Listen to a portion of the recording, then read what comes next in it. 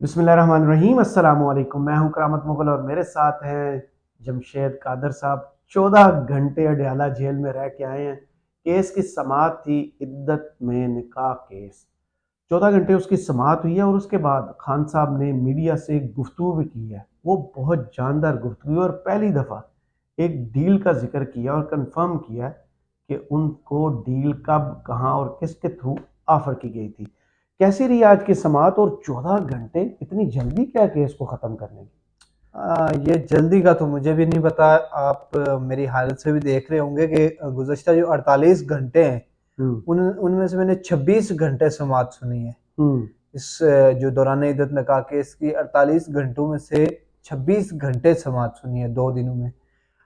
तो ये जल्दी एक किस्म की जल्दी ये भी है कि कल आखिरी दिन है जो वर्किंग डेज का है और कल तक इस केस को हर सूरत कंक्लूड करना था, क्योंकि जो टारगेट था मेरी इत्तलात के मुताबिक वो 3 केसेस में सजा देनी थी हर सूरत में, जो है वो इलेक्शन से पहले। तो उसी हवाले से ये भी आज जो समाअत थी वो बहुत लंबी तकरीबन 14 घंटे पे मुहित रही है और बड़ी जो है ना आज तफसीली जो जिरा थी 2 गवाहान पे, वो मेन जो गवाहान थे खावर मानिका जिनकी जानिब से ये कंप्लेन फाइल की गई थी, और जो दूसरे थे मुफ्ती सईद साहब, उनका मरकजी किरदार था इसमें, क्योंकि वो बड़ी जानी मानी शख्सियतें, बड़े वो अपनी जगह पे एक मजहबी स्कॉलर भी हैं, क्योंकि अपनी जगह पे उन्हें कहें तो वो अच्छे रहेंगे। हम्म। अगर आप हम्म। माशरे में कहेंगे तो हम्म। फिर थोड़ा बंदा जो है वो awkward फील करता है।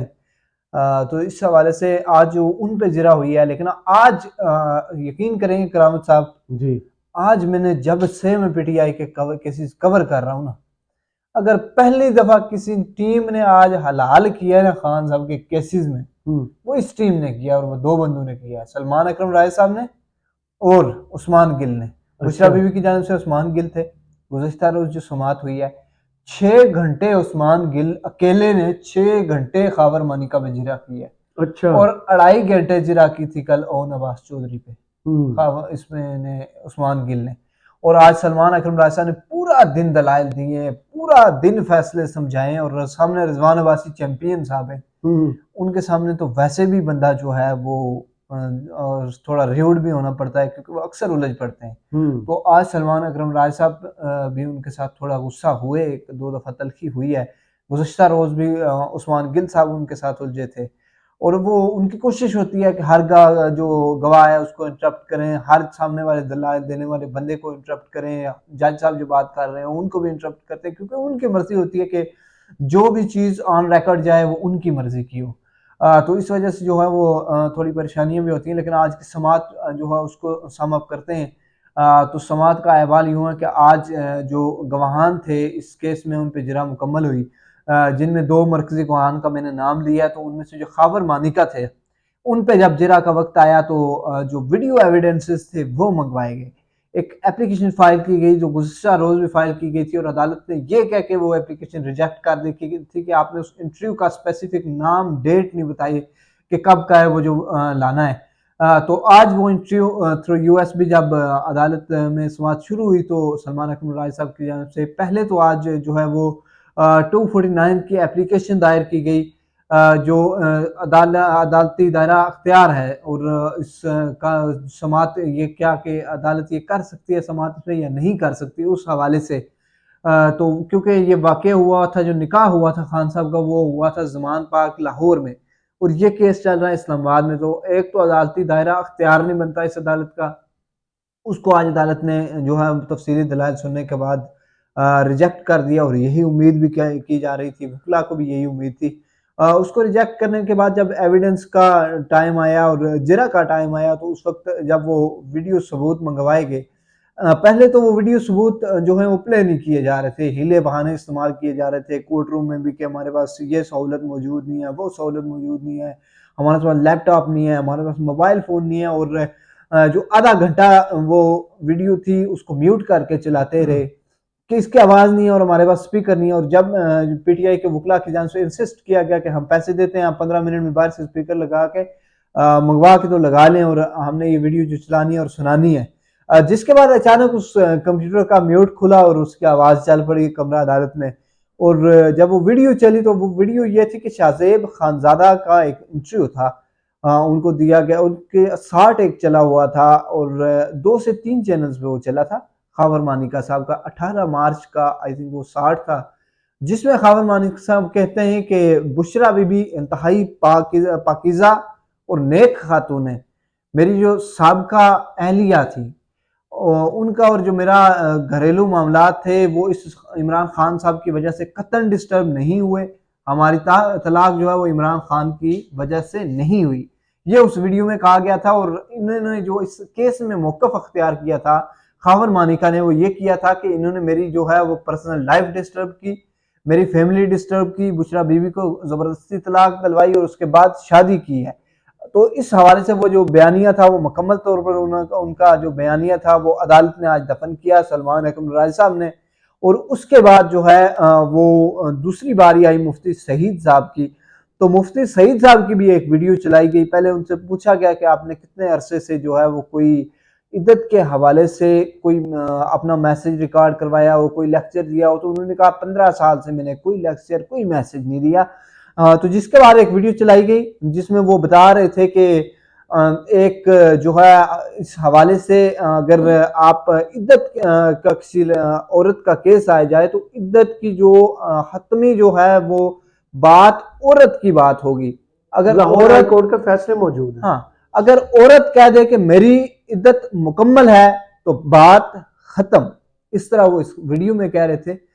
इस बात खत्म को मैं इसलिए ज्यादा जोर से कह रहा हूं कि इसकी भी एक आगे वजह है, इसमें बड़ा ट्विस्ट है। वो भी मैं आपको बताऊंगा कि बात क्यों खत्म। जी। तो वो था कि जब वीडियो चली तो उसके बाद जो है मुफ्ती साहब से पूछा गया कि आपकी वीडियो है, तो मुफ्ती साहब ने कहा हाँ वीडियो तो मेरी है। फिर उसके बाद हिले बहाने फिर उन्होंने कोशिश की इसको एक्सप्लेन करने की, इसमें फ़िक़्ह में ये है ये है ये है।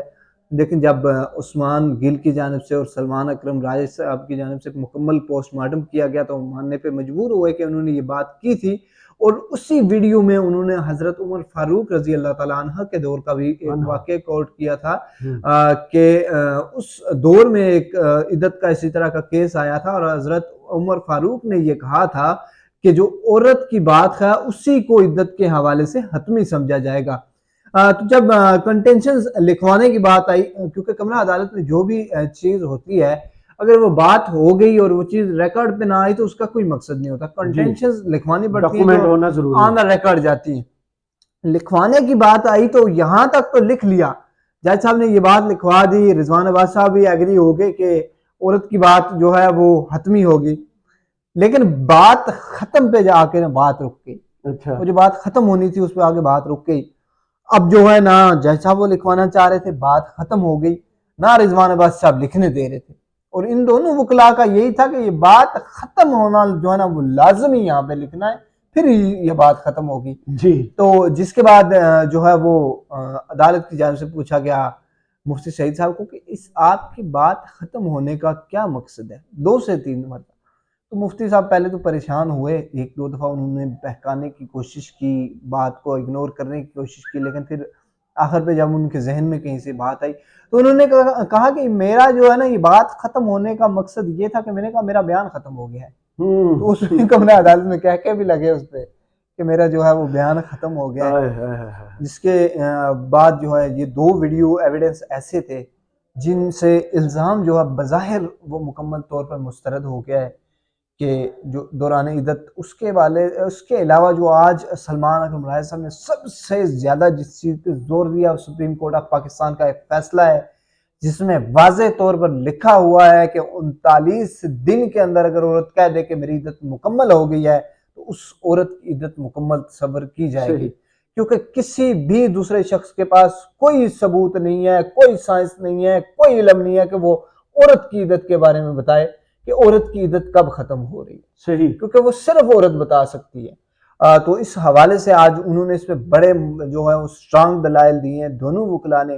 और अब्बासी साहब आज बड़े परेशानी में मुझे नजर आ रहे थे बज़ाहिर, और मैं यकीन अपने मतलब मेरी जो अंडरस्टैंडिंग है, मैंने पूरा ट्रायल कवर किया है, अगर इस केस का आज फैसला होता तो आज इमरान खान और बुशरा बीबी बरी हो जाती।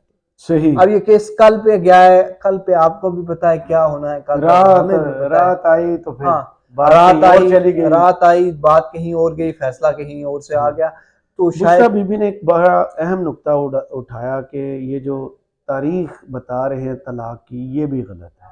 अब बुशरा बीबी ने कहा कि अप्रैल 2017 में इन्होंने मुझे तलाक के सालिसा दी, और ये जो तलाक के सालिसा के हवाले से जब मुफ्ती साहब से पूछा गया था, उनके जो जिरा थी उसके दौरान पूछा गया था कि क्या तलाक के सालिसा देने के बाद रुजू किया जा सकता है, तो मुफ्ती साहब ने कहा था नहीं, ये तलाक के सालिसा ही ये हतमी कंप्लीट है, तलाक, हाँ जी। ये हतमी है।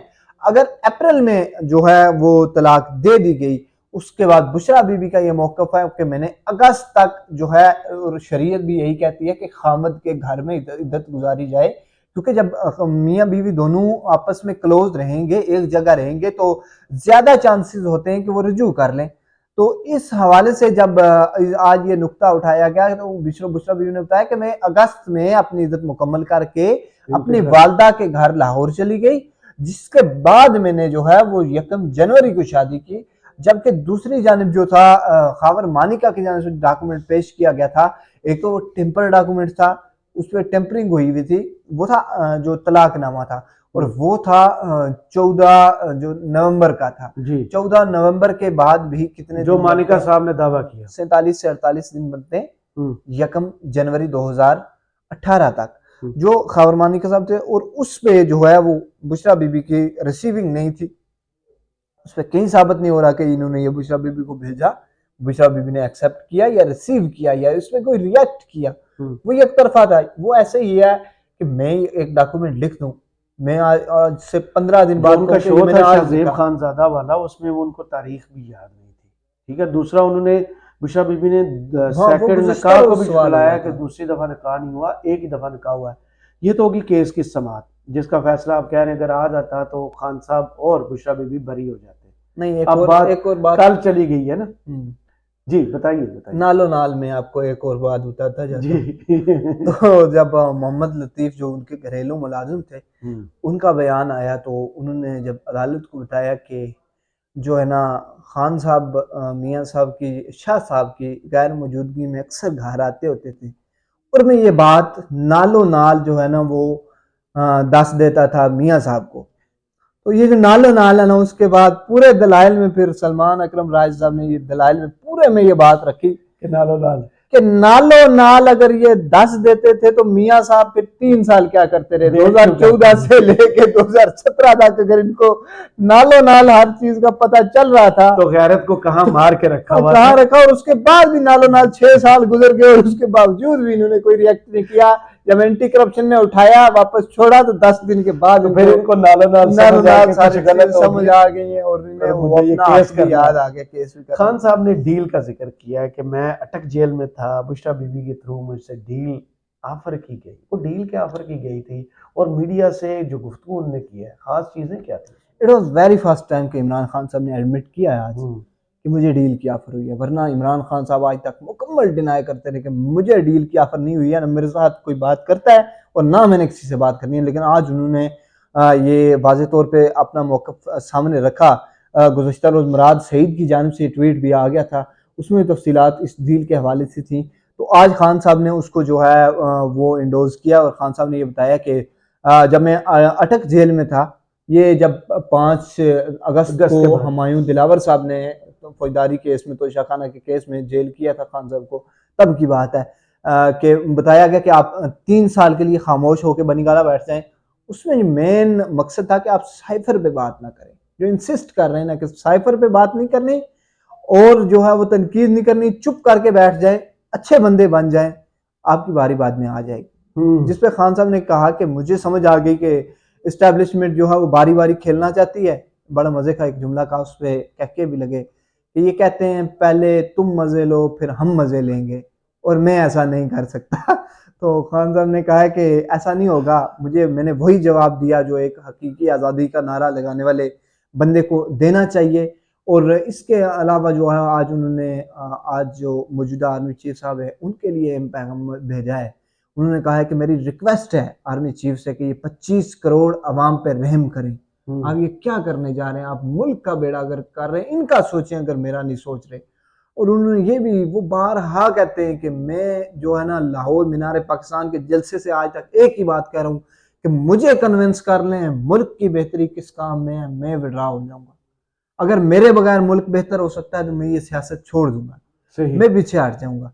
और दूसरी बात उन्होंने फिर आज एक कही, एक तो जो रेहान शाहजेब थे, रेहान शाहजेब जी। खान जिनका कत्ल हुआ बाजोड़ में, उन्होंने उसमें बड़े गहरे सदमे का जो है इजहार किया। उन्होंने कहा कि गुज़श्ता रोज़ जब मुझे मिशाल ने बताया तो मुझे बड़ा दुख हुआ, जब ये मुझे गिरफ्तार करने की कोशिश करते थे तो वो खुद आया था मुझे मिलने, मेरे घर आया था, और बड़ा जो है वो जनूनी कारकुन था। मेरा बड़ा गलत हुआ, ऐसा नहीं होना चाहिए था। तो इसके साथ साथ जो खान साहब ने आज अहम पॉइंट्स थे, वो एक तो यही था कि डील के हवाले से, लेकिन दूसरी जो एक बात की जब उनसे सवाल हुआ जरदारी साहब के हवाले से, तो उन्होंने कहा है कि फिर वो मेरा आखिरी दिन होगा जब मैं जरदारी को कहूँगा तो कि तुम मुझे छुड़ा लो। तो ये आज की जो थी बातें थी। तो कल अब 1 बजे का चलें, इंतजार आप करते बहुत हैं। थके हुए हैं। मेरा दिल था कि इन्फॉर्मेशन जो है वो लोगों तक पहुंचे। मैंने भी आपका 2.5 घंटे वेट किया यहाँ पे बैठ के। बहुत शुक्रिया जमशेद कादर साहब, आपके वक्त का। कमेंट बॉक्स में ज़रूर बताइएगा वीडियो आपको कैसी लगी। इजाज़त दीजिए, अल्लाह हाफिज़।